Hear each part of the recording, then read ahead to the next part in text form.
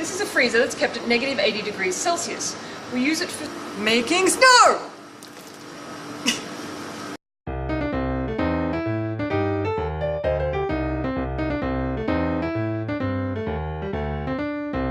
I told you in a previous video that part of my research involves work as a cell biologist. More specifically, I work as a stem cell biologist. If you don't know what a stem cell is, I've made a video explaining it, and I've put a link to it in the description below. You should probably go watch that before the rest of this video, because if you don't know what differentiation means, the rest of this isn't going to make much sense. I'd never done any cell biology prior to starting my PhD. Like I said, I have a master's in organic chemistry. Since I started my PhD in working with stem cells, I've had a few cell biologists tell me that they think that stem cells are one of the hardest cell types to work with. Now, I don't know if this is true or if they're saying this to make me feel better. So I work with human embryonic stem cells. All the cells I'm working with are derived from a single mass of about 150 cells that was first taken out of an embryo in 1998 and placed onto a dish. All the cells in these 3 dishes are exactly the same cell type as those cells that were first put onto a dish 16 years ago. One of the issues involved in stem cell biology that doesn't exist in other types of cell biology is that stem cells can undergo differentiation. Now, a large part of stem cell biology is involved with trying to cause pluripotent cells to differentiate on purpose in a specific direction, trying to force them all to become,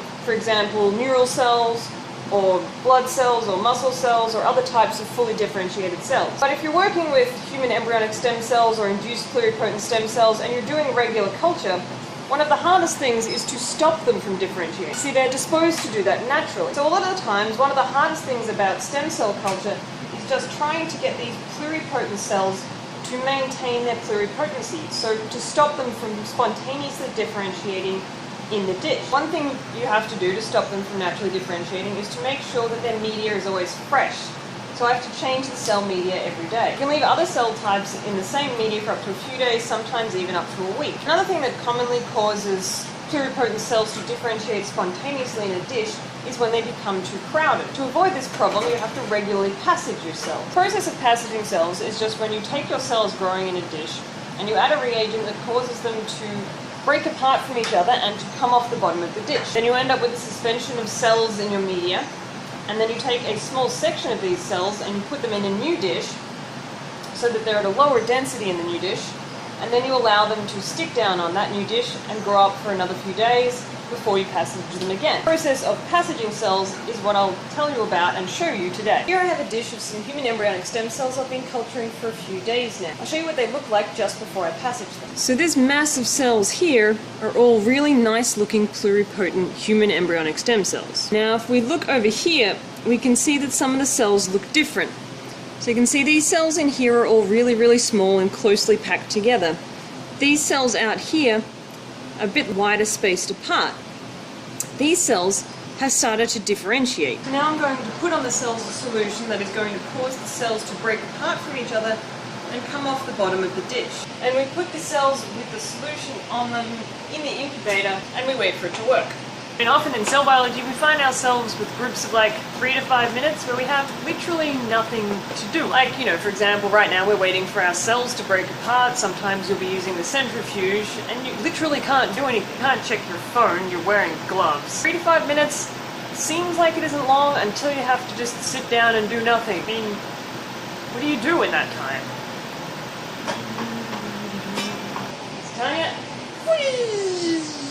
I'm so bored in this room. When passaging my cells, most of them will meet their doom. Is time yet? Is time yet?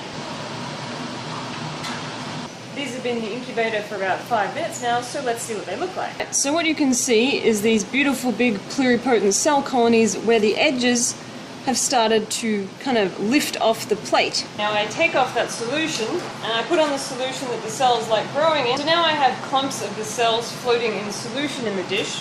I now take a small portion of the solution and I put it in a new dish. Here you can see the very small clumps of cells floating in this new dish. And now I put them back into the incubator, and overnight they'll settle down and stick to the bottom of the dish, and then they'll start to grow again. And back to work.